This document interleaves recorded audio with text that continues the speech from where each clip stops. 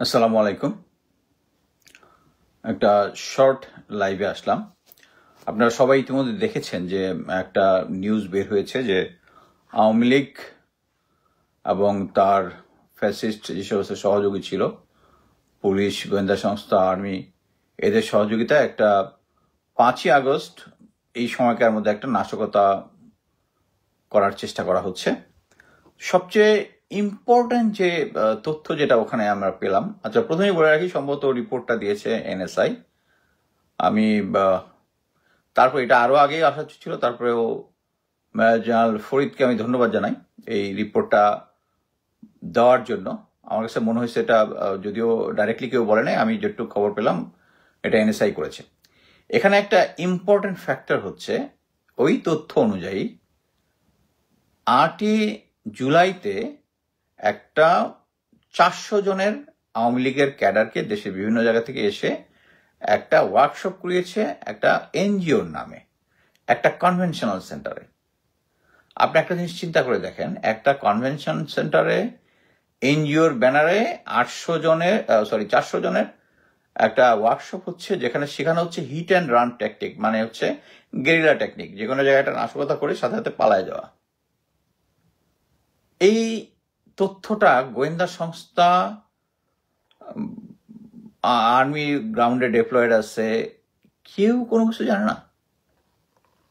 এতদিন কেউ কোনো কিছু জানতো না। আপনাদের কি এখন বিশ্বাস করার যথেষ্ট কারণ আছে যে এই তথ্যটা জানতো তারা সবাই, জেনেও কেউ পাবলিকলি নিয়ে আসেনি?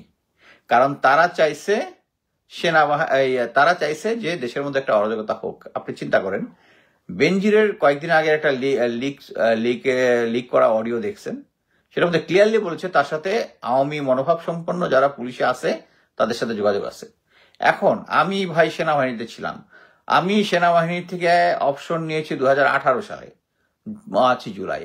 আমি সেনাবাহিনীতে এক্স্যাক্টলি জানি কারা কারা আওয়ামী ছিল, কারা কারা আওয়ামী মাইন্ডেড ছিল, কারা কারা গুম খুন পর্যন্ত করেছে, কারা একটু হালকা শুধু সাপোর্ট দিয়ে গেছে, কারা কারা জড়িত ছিল না। এই জিনিসগুলো তো আমি জানি। তা আপনি কি মনে করেন পুলিশ, এনএসআই, ডিজিএফআই তে যারা যারা ছিল তারা কি এই জিনিসটা জান না? পুলিশ কারা কারা আওয়ামী লীগের, কারা কারা যে কোন কোন অফিসাররা ছিল এটা জানে না? জানার পরেও তারা ঢাকার মতো জায়গায় একটা কনভেনশন সেন্টার ভাড়া করে 400 জনকে প্রশিক্ষণ দিল। আপনারা কেউ কিছু জানেন না? এতদিন পরে আমরা জানতেছি। এখন চিন্তা করেন, এই রিপোর্ট কিন্তু অসমাপ্ত। অসমাপ্ত কি জন্য আমি বলি, যে আপনি একটা দেখেন, আপনি খবর পেয়েছেন এই কনভেনশন সেন্টারে 400 জনের একটা ট্রেনিং হয়েছে। আপনার গোয়েন্দা সংস্থা বা পুলিশ যারাই আছে, সাথে সাথে তাদের যাওয়ার কথা কনভেনশন সেন্টারে। কনভেনশন গিয়ে বলবে তুমি 8 তারিখে কাকে ভাড়া দিছিলা, তারা বলবে যে অমুককে ভাড়া দিছিলাম। সাথে সাথে ওই লোককে ধরবা, তুমি কাকে কাকে কোন এনজিও কে দিছিলা, এই এনজিও কে, আচ্ছা ওই এনজিও কে ধরবো। তুমি যেখানে কি করছো, ওয়ার্কশপ করছো, ওয়ার্কশপ কাদের করেছো, লিস্ট দাও। এটা একটা নর্মাল জিনিস যে একটা যদি ওয়ার্কশপ করা থাকে তাহলে ওখানে নাম, ঠিকানা, অ্যাড্রেস থাকবে, তার ফোন নাম্বার থাকবে। দাও আমাকে। সো যদি এই জিনিসটা হ্যান্ড ওভার করা হইতো তাহলে অ্যাটলিস্ট পালায় যাইলেও হাফ হাফ ওর মধ্যে ধরা পড়ার কথা না? এটা কিন্তু সহজ, এটা হচ্ছে পুলিশি জব বা ইনভেস্টিগেশন জবের সবচেয়ে ইজিয়েস্ট ওয়ে, যেখানের মধ্যে কোনো, অনেক সময় আমরা অনেক তথ্য পাই যে শোনা যায় অমুক জায়গায়, শোনা যায় অমুক জায়গায়, তারপরে ওটা খুঁজে বের করতে হয়। সিম্পল, এটার মধ্যে কিন্তু কোনো কমপ্লিকেশন নাই, কোনো কমপ্লিকেট নেই। এবং একটা কনভেনশন সেন্টার মানে কনভেনশন সেন্টার নাম আছে, ওখানে যাবেন, ধরবেন, সাথে সাথে বের করে যাবেন। এমন তো না যে আপনি শুনছেন অমুক জায়গার মধ্যে ওই জায়গায়। আমি আপনাকে, আচ্ছা ঠিক আছে, একটা পার্সোনাল উদাহরণ দিই। আমরা ক্যাপ্টেন অবস্থায় সিলেটে ট্রেনিং করতে গেছি। আমার 2 কোর্সমেট, আমি তখন মোটরসাইকেল চালাইতাম। একজনের গার্লফ্রেন্ড আসছে ঢাকা থেকে সিলেটে দেখা করতে যাবে, কোনো তথ্য জানে না, জানে হচ্ছে ওই এলাকার মধ্যে, সিলেটের ওই এলাকার মধ্যে আছে। আমি সাথে সাথে সিলেটকে ও ফোন করছে, এক ভাইয়া ছোট হয়ে আছে আমাদের, সাব্বির ফোন করে, সাব্বির এই এলাকায় অমুক জায়গায় এরকম একটা মেয়ে আছে, বলো তো কোথায়। সে ঘন্টাখানেক পর আমাকে কল দিল। আমরা আমার কোর্সপেট অ্যাকচুয়ালি মারা গেছে, মানে তাকে নিয়ে আমরা ওখানে গিয়ে ঠিকই বের করে ফেলছি, যেখানে কোনো জায়গা নাই, তথ্য নাই। আর এখানে স্পষ্ট বলা আছে যে ওই কনভেনশন সেন্টার, ওখানে 400 জন, আর এখানে গোয়েন্দা সংস্থা শুধু একটা তথ্য বের করছে যে এরকম একটা হয়েছে। আরে ভাই, you are supposed to get everyone arrested by নাও।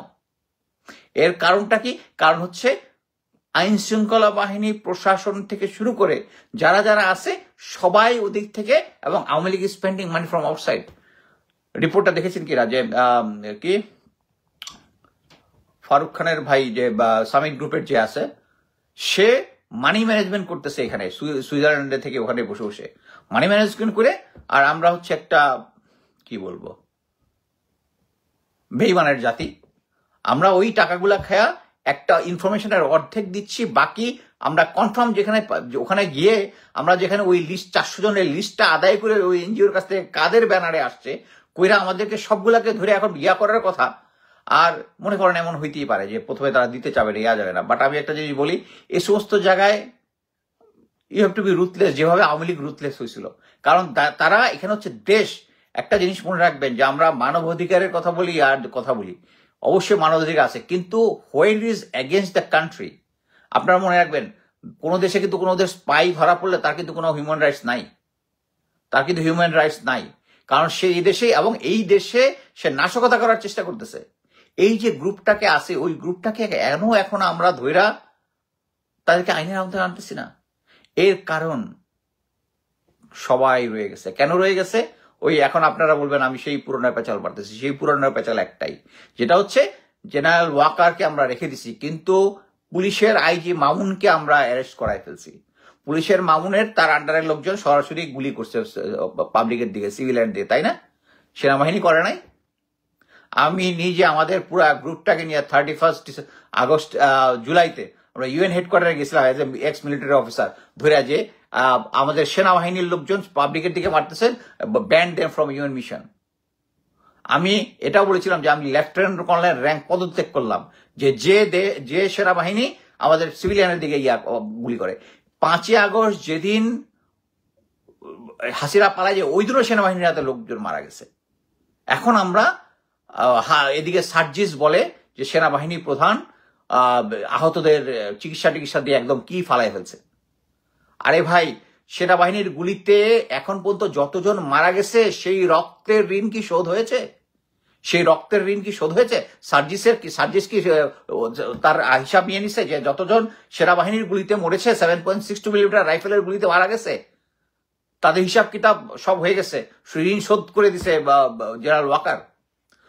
এটা হয় নাই কারণ এই একটাই, ওই কারণেই যে এই যে নতুন যে প্ল্যানটা হচ্ছে, এবং এর কারণে আমি আগেই বলেছিলাম যে জেনারেল ওয়াকারের আন্ডারে যখন একটা নির্বাচন হবে, ওই নির্বাচনে নাশকতাই হবে। কারণ কি, ভারত চায় পুরো পৃথিবীকে এবং দেশবাসীকে বুঝাইতে যে বাংলাদেশে অ্যাকচুয়ালি নির্বাচন হইলে এরকমই হয়, এইটাই স্বাভাবিক। হোয়ারেজ সেনাবাহিনী যদি গ্রাউন্ডে ডেপ্লয় থাকে, আমার 28 বছর চাকরিতে আমি কখনো ম্যাজিস্ট্রেসি পাওয়ার পাই না, আমি বারবার এটা বলছি। এখন ম্যাজিস্ট্রেসি পাওয়ার নিয়ে কাজ করতে পারতেছে না, বিকজ জেনারেল ওয়াকার আর কিলার জেনারেল গুলা তাদেরকে, ইয়াং অফিসার যারা আছে তাদেরকে কাজ করতে দিচ্ছে না। কিন্তু আমাদের প্রফেসর ইউনূসের সরকার নিশ্চুপ, উনি নিজেও বুঝতেছে না যে এই কারণে, ওরাও বুঝতেছে না, বিএনপিও বুঝতেছে না যে বিএনপির মাথায় কাঁঠাল ভেঙে যে জেনারেল ওয়াকার আর চুপ্পু তারা এখনো রয়ে গেছে। এখন বিএনপিকে দুর্বল করতেছে এই সেনাবাহিনী এবং গোয়েন্দা সংস্থাগুলাই। এটা আমি এর আগের ভিডিওতে বারবার বলছি। বাট এই জিনিসটাই হচ্ছে আমরা যেটা ভুল করতেছি, যে এখন পর্যন্ত আইজি কে নিলাম, কিন্তু পুলিশ, বিজিবি, কেন বিজিবির যে বর্তমান ডিজি আছে তার আন্ডারে লেফটেন্যান্ট কর্নেল রেদওয়ান কি পাবলিককে গুলি করে নাই? আর সেই গুলির জন্য জেনারেল ওয়াকার তাকে কি পানিশমেন্ট দিয়েছে? 6 মাসের সিনিয়রিটি ডাউন উইথ কঠোর ভৎসনা। এবং একটা রিপোর্টে আমি দেখলাম যে ওই জেনারেল যেখানে কর্নেল রেদওয়ান গুলি করেছিল, ওখানে ওই ওই দিন 20 থেকে 21 জনের মতো লোক মারা গেছে। একজন খুনিকে আপনি দিলেন 6 মান্থ সিনিয়রিটি ডাউন। আর এখন তো আমরা দেখতেছি আপনার শ্যালক আহসান কবিরকে আপনি ব্রিগেডিয়ার জেনারেল বানাই দিচ্ছেন। সো সরকার এবং এনসিপি যারা এই মানে গ্যাঞ্জামের মধ্যে থেকে জেনারেল ওয়াকারকে অ্যাকসেপ্ট করেছে, তাদের ভাগ্যে যেটা আছে, এই যে আমরা বারবার বলে পারবো না। এবং একটা জিনিস বুঝতে হবে যে জেনারেল চুপ্পুকে রেখে দিছে, জেনারেল ওয়াকারকে রেখে দিছে, এই মুহূর্তে সরানো যাচ্ছে না। কেন?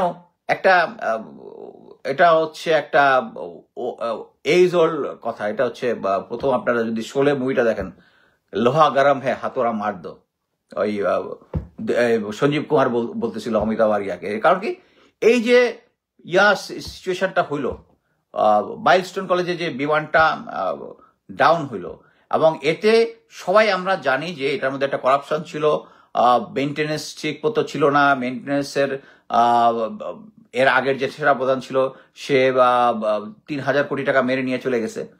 নিজে খায় নাই, এর বেশিরভাগই শেখ হাসিনা খাইছে, বাট সেটাতে সহায়তা করছে। এবং বর্তমান বিমান বাহিনীর প্রধান কি খুব ভালো? উনি কি শেখ হাসিনাকে পালায় যেতে সাহায্য করেন নাই? উনি কি আগের সেনা বিমান বাহিনীর প্রধানকে বলছিলেন যে আপনি এই টাকাগুলো মারবেন না? উনি কি কমান্ড ইয়াতে ছিলেন না? সো এই সিচুয়েশনে কিন্তু প্রফেসর ইউনূস ইচ্ছা করলে 3 বাহিনীর প্রধানকে স্যাক করতে পারতো। দেশের পুরো জনগণ তার সাথে থাকতো। চুপ্পু সাইন করবে না, তার বাপে সাইন করবে। যদি আপনি সাইন করে মিডিয়াতে অর্ডারটা পাঠান যে I just sack 3 forces chief, সবাই আপনার পাশে থাকতো। সো প্রফেসর ইউনূস মানে আপনার কাছে আমাদের যে প্রত্যাশা ছিল, আপনার প্রত্যাশা আপনারা কিছুই পূরণ করতে পারেন না। এবং এই দেশ অ্যাকচুয়ালি বর্তমানে এই যে তথ্যটা নিয়ে আমরা কি বসে থাকবো? আমরা কি তথ্যটা নিয়ে বসে থাকবো যে 400 জন লোক ট্রেন হয়েছে হিট অ্যান্ড রান ট্যাকটিক্সে, গোয়েন্দা ট্যাকটিক্সে, ঢাকার মতো জায়গায় আমাদের গোয়েন্দা সংস্থা জানে না? আপনার তো এখন উচিত প্রতিটা গোয়েন্দা সংস্থা থেকে শুরু করে সেনাবাহিনী গ্রাউন্ডে আসা প্রত্যেককে ফায়ার করা। যে এই তথ্য কেন জানি না, এবং এখনো কেন আমি 400 জনকে অ্যারেস্ট করতে পারি, অ্যাটলিস্ট হাফ অফ দেমকে কেন অ্যারেস্ট করতে পারি নাই? আর এদিকে আমাদের দেশের জন্য জীবন দেওয়া সার্জিস আলম সেনাপ্রধানের নিয়ে যে সেনাপ্রধানের গুলিতে যে সমস্ত আদেশের গুলিতে যে সমস্ত জনগণ মারা গেছে, এদের রক্তের ঋণ পরিশোধ হয়ে গেছে। অ্যাকচুয়ালি আমি ভাবতেছি যে এগুলা বইলা তো আর কোনো লাভ হবে না। আমার এইটাই মনে হয়, এর আগে আমি একবার বলছিলাম যে প্রফেসর ইউনূস আপনি যদি না পারেন অ্যাকচুয়ালি তাড়াতাড়ি নির্বাচন দিয়ে দেন, এটাই ভালো। আমাদের ভাগ্যে যেটা আছে ওইটাই হবে, কারণ আপনি তো কিছু পারতেছেন না।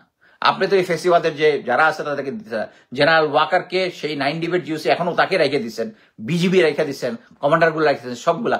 এই যে কেন তাদেরকে এতদিন পর্যন্ত জেনারেল ওয়াকার রাখছে, এই যে 5ই আগস্টের সময়, আমি বিশ্বাস করি তারা সফল হবে না, কিন্তু তারা চেষ্টা তো করতেছে। এই যে লোকগুলা একটা এনআরকি সিচুয়েশন তৈরি করবে, একটা এনআরকি সিচুয়েশন দেখবেন আর্মি পাওয়ার নিয়ে একদম মোটামুটি কন্ট্রোল হইয়া এরপরের দিন দেখবেন যে আপা চলে আসবে। আপা আসবে না, বাট আমি জাস্ট বলতেছি যে এরকম একটা সিচুয়েশন। এবং জেনারেল ওয়াকার হচ্ছে সমস্ত গ্যাঞ্জামের মূল। আল্লাহ জানে বাংলাদেশে কি হবে। আল্লাহ হাফেজ।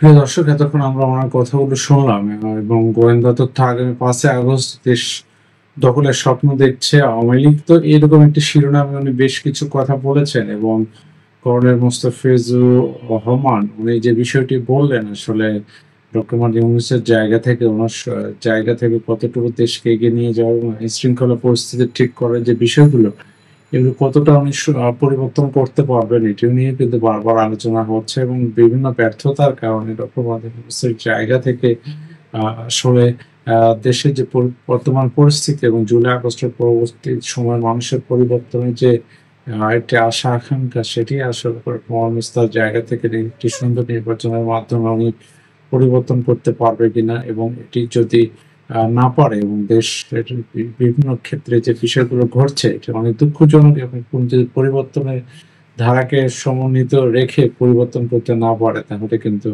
এটা অনেক দুঃখজনক হবে এবং মানুষের জন্য একটু কষ্টকর।